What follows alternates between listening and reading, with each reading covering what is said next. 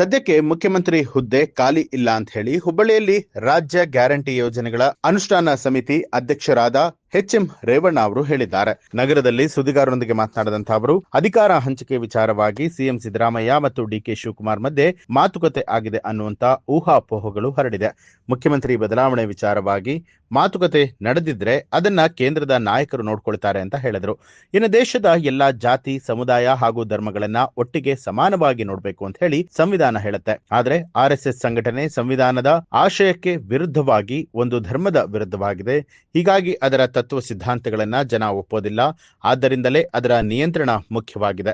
ಮುನಿರತ್ನ ಏನೆಲ್ಲ ಹೇಯ ಕೆಲಸವನ್ನ ಮಾಡಿದ್ದಾನೆ ಅಂತ ಹೇಳಿ ಬೆಂಗಳೂರು ಜನರಿಗೆ ಗೊತ್ತಿದೆ.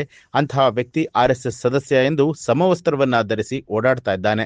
ಹೀಗಿದ್ದ ಮೇಲೆ ಆರ್ಎಸ್ಎಸ್ ಮೇಲೆ ಜನ ಹೇಗೆ ನಂಬಿಕೆ ಇಡಬೇಕು ಅಂತ ಹೇಳಿ ಎಚ್.ಎಂ. ರೇವಣ್ಣ ಕಿಡಿಕಾರದ್ರು. ನಾನು ಅದಕ್ಕೆ ಹೆಚ್ಚಿಗೆ ಪ್ರಾಮುಖ್ಯತೆ ಕೊಡಲ್ಲ. ಯಾಕೆ ಹೇಳಿದ್ರೆ, ಈಗ CM ಕುರ್ಚಿ ಖಾಲಿ ಇಲ್ಲ, ಏನಾರ ನಡೆದಿದೆ ಬಿಟ್ಟಿದೆ ನಮಗೆ ಗೊತ್ತಿಲ್ಲ. ಮಾತುಕತೆ ಆಗಿದ್ರೆ ಕೇಂದ್ರದಲ್ಲಿ ತೀರ್ಮಾನ ಮಾಡ್ತಾರೆ. ಅದಕ್ಕೆ MLAಗಳಿದ್ದಾರೆ, ಅದಕ್ಕೆ ಆದಂಥ ರೀತಿಗಳಿದೆ. ನಾನೊಬ್ಬ ಕಾಂಗ್ರೆಸ್ಸಿನ ನಿಷ್ಠಾವಂತ ಕಾರ್ಯಕರ್ತನಾಗಿ ನಾನು ಕಾಮೆಂಟ್ ಮಾಡೋಕ್ಕೆ ಇಷ್ಟಪಡಲ್ಲ. RSS ಇವತ್ತು ಭಾರತದಲ್ಲಿ ನಮ್ಮ ಸಂವಿಧಾನ ಏನು ಹೇಳುತ್ತೆ, ಎಲ್ಲರೂ ಬಾಳಬೇಕು, ಎಲ್ಲ ಸಮಾಜದವರು ಇರಬೇಕು. ಹಿಂದೂ, ಮುಸ್ಲಿಂ, ಕ್ರೈಸ್ತ, ಇಸಾಯಿ, ಸಿಖ್ ಎಲ್ಲರನ್ನು ಒಳಗೊಂಡಂತೆ ಭಾರತ ಇದು. ಇದನ್ನು ನಾವು ಎಲ್ಲರನ್ನೂ ಒಳಗೊಂಡಂತೆ ಹೋಗಬೇಕು. ಮುಸಲ್ಮಾನರು ಬೇಡ, ಸಿಖ್ರು ಬೇಡ, ನಾಳೆ ದಿವಸ ನಾವು ಬ್ರಾಹ್ಮಣರು ಬಿಟ್ಟರೆ ಯಾರು ಬೇಡ ಅನ್ನೋ ಪರಿಸ್ಥಿತಿ ನಿರ್ಮಾಣ ಆಗ್ಬೋದು. ಇದಾಗಬಾರ್ದಲ್ವ? RSS ಧ್ಯೇಯ ಏನು? ಸೊ ಈಗ ಮಲ್ಲೆ ಪಾಪ ಮುನಿರತ್ನ ಅನ್ನೋರು ಕರಿಟೋಪಿ ಹಾಕ್ಕೊಂಡು ನಾನು RSS ಮುಖಂಡ ಅಂತಾನೆ ನಾವು ಚರಿತ್ರೆ ನೋಡಿದ್ದೀರಾ?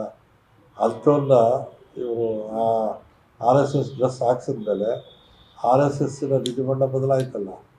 ಒಬ್ಬ ಆತ ಮಾಡಿರೋ ಕೆಲಸಗಳು ಅಶೋಕನ ಬಾಯಾಕಲ್ಲಿ ಬಿಟ್ಟು ಕೊಲ್ಲಕ್ಕೆ ಪ್ರಯತ್ನ ಮಾಡಿಸ್ತಾರೆ. ಯಾವ್ಯಾವ ಕೆಲಸ ಮಾಡಿದ್ದಾರೆ ಬೆಂಗಳೂರು ಜನತೆ ಗೊತ್ತಿದೆ. ಅಂಥ ವ್ಯಕ್ತಿಯೂ ಕೂಡ RSS ಕಾರ್ಯಕರ್ತ ಅಂದರೆ RSS ಹೇಳ್ಕೊಳ್ತಿದ್ದೇನು? ಆಮೇಲೆ ರಾಷ್ಟ್ರೀಯತೆ ಎಲ್ಲಿದೆ ಅವರಲ್ಲಿ? ಅವ್ರ ಆಫೀಸ್ ಮೇಲೆ ಭಾರತ ಧ್ವಜ ಹಾರಿಸ್ತಾ ಇದ್ದಾರೆ. ಒಂದು ಧರ್ಮ ಒಂದು ರಾಜ್ಯ ಅಂದರೆ ಇದ್ದವರೆಲ್ಲ ಎಲ್ಲೋಗ್ಬೇಕು? ಇದು ಸಂವಿಧಾನ ಒಪ್ಪಿ ನಡೀತಕ್ಕಂಥ ರಾಷ್ಟ್ರ. ಸಂವಿಧಾನ ವಿರೋಧವಾಗಿ ಕೆಲಸ ಮಾಡಿದ್ರೆ ನಾವು ಒಪ್ಪಬೇಕು. ಕೊನೆಯದಾಗಿ ಸಾಕಷ್ಟು ನ್ಯೂಸ್ ಅಲರ್ಟ್ ನಿಮ್ಮಿಂದ ನಿಮಗಾಗಿ.